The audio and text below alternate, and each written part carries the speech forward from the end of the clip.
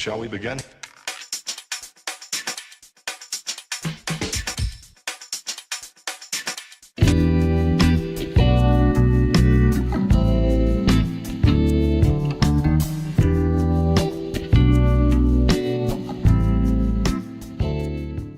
Lady Di fue la primera royal en dar una entrevista para hablar de su anorexia, sus intentos de suicidio y sus infidelidades matrimoniales. Y a nadie se le escapa que ese arranque de sinceridad le garantizó la eternidad en el imaginario colectivo. 15 millones de británicos siguieron su intervención en la BBC, con la que se ganó el título de Princesa del Pueblo.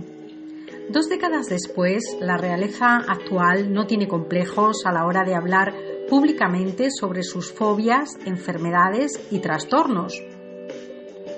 Hace unos meses, el príncipe Harry confesó sus problemas de salud mental que sufrió tras la muerte de su madre. Y también Victoria de Suecia reveló a la televisión nacional sueca este verano, al cumplir los 40 años, que había logrado superar su lucha contra la anorexia, la dislexia y la ansiedad. En el documento especial que se emitió por la televisión sueca, la princesa reconoció que ha superado sus desórdenes alimenticios, pero que la ansiedad sigue ahí. La futura reina de Suecia también recuerda que fue víctima de acoso escolar en sus años de colegio por culpa de la dislexia, un trastorno del aprendizaje de la lectoescritura que comparte con su padre, el rey Carlos Gustavo. Solía pensar que era estúpida y lenta, admite en la entrevista, en la que descarta que su posición real haya contribuido a sus problemas de juventud. Hay tantas razones para sentirse mal como personas en el mundo, decía. Al igual que el príncipe Harry, Victoria de Suecia no teme hablar de la salud mental y de ponerle nombre y además compartir su experiencia con las nuevas generaciones. Todas esas imágenes perfectas que se suben a las redes sociales no son buenas.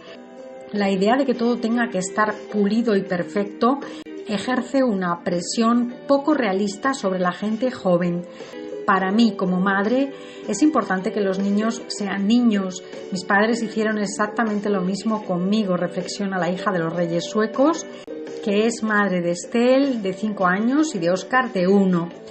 No es la primera vez que la futura soberana se sincera sobre sus demonios.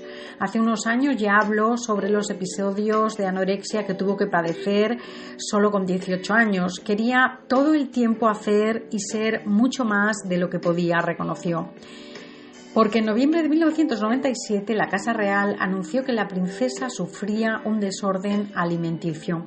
Entonces tuvo que posponer su ingreso en la universidad y seguir un tratamiento de recuperación en Estados Unidos, donde aprendió a poner nombre a los sentimientos, a marcar límites y a no exigirse demasiado.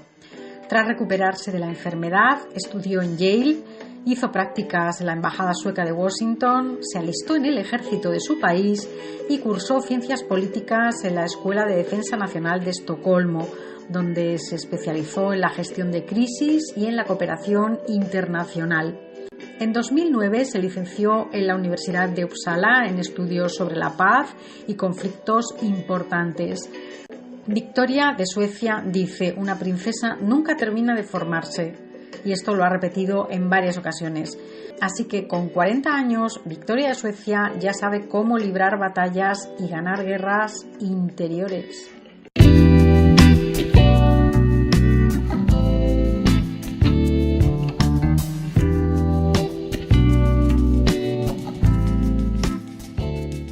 Hay tantas razones para sentirse mal como personas en el mundo, decía.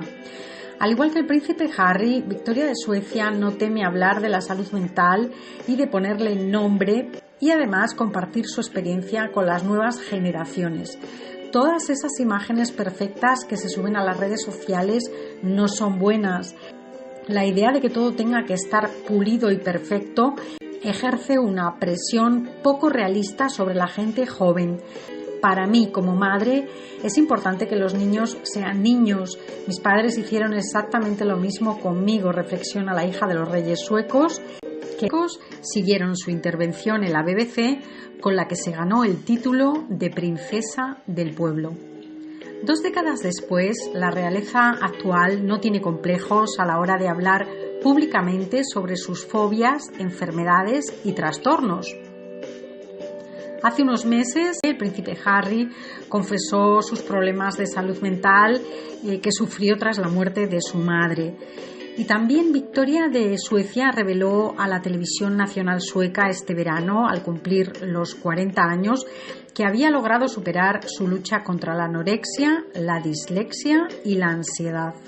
En el documento especial que se emitió por la televisión sueca, la princesa reconoció que ha superado sus desórdenes alimenticios, pero que la ansiedad sigue ahí. La futura reina de Suecia también recuerda que fue víctima de acoso escolar en sus años de colegio por culpa de la dislexia, un trastorno del aprendizaje de la lectoescritura que comparte con su padre, el rey Carlos Gustavo. Solía pensar que era estúpida y lenta, admite en la entrevista, en la que descarta que su posición real haya contribuido a sus problemas de juventud. Es madre de Estelle, de 5 años, y de Oscar, de 1. No es la primera vez que la futura soberana se sincera sobre sus demonios. Hace unos años ya habló sobre los episodios de anorexia que tuvo que padecer solo con 18 años. Quería todo el tiempo hacer y ser mucho más de lo que podía, reconoció. Porque en noviembre de 1997 la Casa Real anunció que la princesa sufría un desorden alimenticio. Entonces tuvo que posponer su ingreso en la universidad y seguir un tratamiento de recuperación en Estados Unidos, donde aprendió a poner nombre a los sentimientos, a marcar límites. Shall we begin?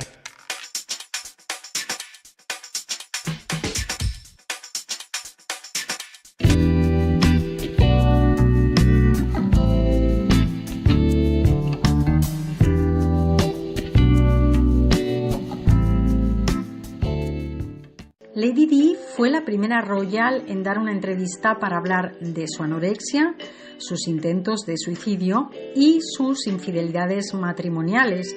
Y a nadie se le escapa que ese arranque de sinceridad le garantizó la eternidad en el imaginario colectivo. 15 millones de británicos